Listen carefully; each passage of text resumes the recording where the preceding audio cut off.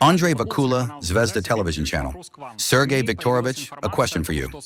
Information has appeared in the media that the U.S. President's special envoy, Steve Witkoff, together with Kushner, intend to come to Moscow in the coming days and meet with Vladimir Putin. How can you comment on this? What does Moscow expect from the new round of consultations on Ukraine? Are there any shifts in the negotiations at all? President Putin has repeatedly, including over the last couple of weeks at various events, confirmed our position on openness to negotiations on Ukraine. If these negotiations are of a serious nature, and if the persons who are interested in such negotiations are truly ready for them and have something to say, I will note in parentheses why I emphasize specifically the seriousness of any initiatives. For example, once again, President Macron stated that he will definitely contact Putin within a few weeks. This is not the first time he has said this. Well, firstly, we are all adults, and when adults hold state positions, and especially when they want to discuss issues of war and peace, then appropriate contacts must be proposed.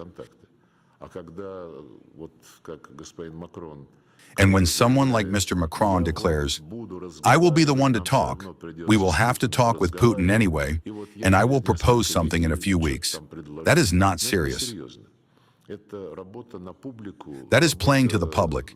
It is the work of, I don't even know, microphone diplomacy, megaphone diplomacy, which has never led to anything good. But President Putin, on the contrary, is always open to a serious conversation. All previous meetings with the U.S. President's special envoy, Mr. Witkoff, and recently Mr. Kushner has joined him as well, all these meetings were serious, specific, and aimed at dealing with the root causes of the Ukrainian crisis and coordinating ways to overcome them. Because otherwise, no stable, long-term peace can be expected. And those who are talking now, the Europeans constantly, Germany, the British especially, are saying that the #1 priority now is a ceasefire. A ceasefire there for 60 days on a permanent basis. All of this, of course, is not serious. Although we are ready to conduct a conversation even with these representatives. But when they say that besides a ceasefire, everything else is secondary, it is clear what is being discussed. It is about bargaining for additional time once again to support the Kiev regime in order to preserve its essence. And in fact, all initiatives discussed by Europe, including in Paris with the participation of Witkoff and Kushner, all these initiatives are aimed only at preserving the current Nazi regime on that part of Ukraine, which, as they hope, will remain after a settlement, a regime obediently executing the will of the West. First and foremost, the will of Brussels, the will of the EU and NATO. And collective Brussels is interested in preparing for war against the Russian Federation. They speak about this openly. That is what our European colleagues want.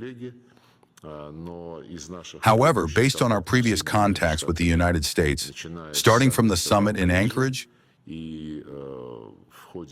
and during the subsequent negotiations through Mr. Witkoff and Mr. Kushner, we see that the U.S. understands the unreality of such a scenario and wants to stop any encroachments regarding the dragging of Ukraine into NATO.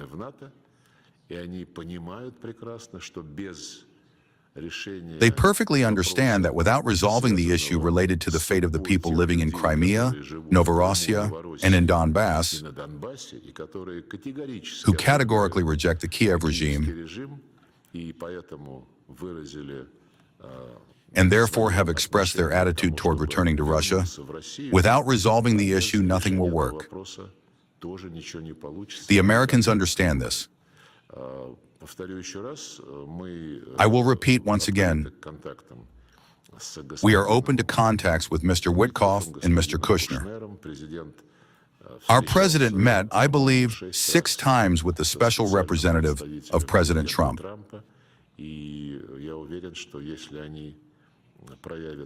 I am sure that if they show such interest, then it will be met with understanding. Regarding your question about what progress there is in the negotiations, we do not know. If we are talking about the negotiations, as I already mentioned, that took place in Paris between the coalition of the willing, or whatever it is called, with the participation of Zelensky and with the invitation of Witkoff and Kushner, then they released their final document. Well, more precisely, a kind of declaration of intent, I would say, which the United States did not join. And any specific information about what was actually there and what stands behind this declarative document, well, we don't know yet. So if our American colleagues are interested in briefing us on their impressions, of course, this is of interest to us, especially considering that our contacts with the Americans on Ukraine rely on the solid foundation of Alaska, where an understanding was reached, shared by both the American and Russian sides.